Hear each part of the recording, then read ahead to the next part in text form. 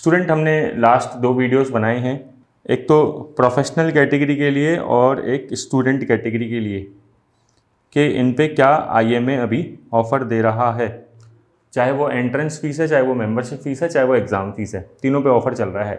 ठीक है, लेकिन ये ऑफ़र एक तो पहली बात तो बहुत लिमिटेड पीरियड के लिए, प्लीज़ आप एक आध हफ्ते में करवा लो अगर आपको करना है सितंबर अक्टूबर 2026 अटेम्प्ट। ठीक है, तो अब बात ये आती है कि कोई स्टूडेंट है जिसने पहले से ही मेंबरशिप फ़ीस पे कर रखी है, मतलब वो पहले से ही एंट्रेंस फ़ीस मेंबरशिप फ़ीस पे कर चुका है और उसकी मेंबरशिप एक्सपायर होने वाली है।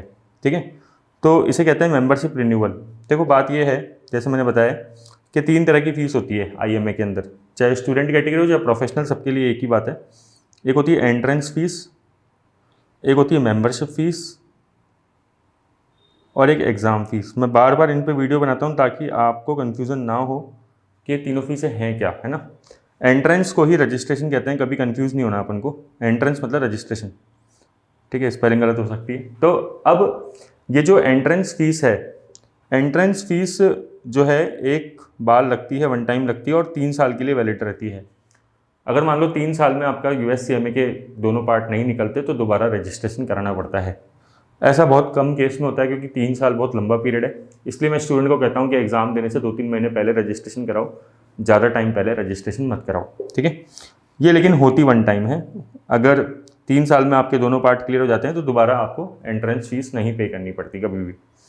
मेंबरशिप फ़ीस जो होती है वो एवरी ईयर पे करनी पड़ती है, हर साल रिन्यूअल करानी पड़ती है। तो जैसे अभी आप मेंबरशिप फ़ीस पे करोगे तो अगले साल दोबारा मेंबरशिप फ़ीस पे करनी पड़ेगी।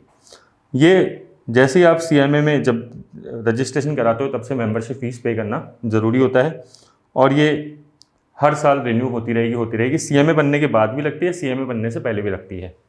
ठीक है, और एक एग्ज़ाम फ़ीस होती है जो पार्ट वाइज लगती है, पार्ट 1 की अलग, पार्ट 2 की अलग। तो ये जो मेंबरशिप फ़ीस है, क्योंकि ये कई बार क्या है, स्टूडेंट मतलब रजिस्ट्रेशन करा लेते हैं और मेंबरशिप फ़ीस पे कर लेते हैं, बट एग्ज़ाम दोनों पार्ट का नहीं दे पाते, एक पार्ट हो गया क्लियर, एक पार्ट में थोड़ा टाइम लग गया, तो उनकी मेंबरशिप जो है एक्सपायर हो जाती है हर साल, है ना।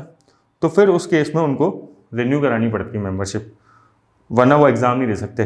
ठीक है, जब तक मेंबरशिप रिन्यू नहीं हो तो उस रिन्यूअल पे ऑफ़र चल रहा है 40% का, अगर ये आप कोड अप्लाई करते हैं इंडिया वेलकम 26। ये कॉन्फिडेंशियल वैसे कोड रहता है, ठीक है, केवल जो पार्टनर्स होते हैं IMA के उन्हीं को मिलता है और वो भी अपने पर्टिकुलरली स्टूडेंट्स को शेयर करते हैं। मैं आपको बिल्कुल ओपनली शेयर कर रहा हूँ, जिसको अप्लाई करना है कर लो, कोई दिक्कत नहीं है। ठीक है, तो ऐसा नहीं है कि वो हमारा स्टूडेंट हो, तो आप आराम से इसको अप्लाई कर सकते हो अगर आपकी मेंबरशिप एक्सपायर हो गई है तो।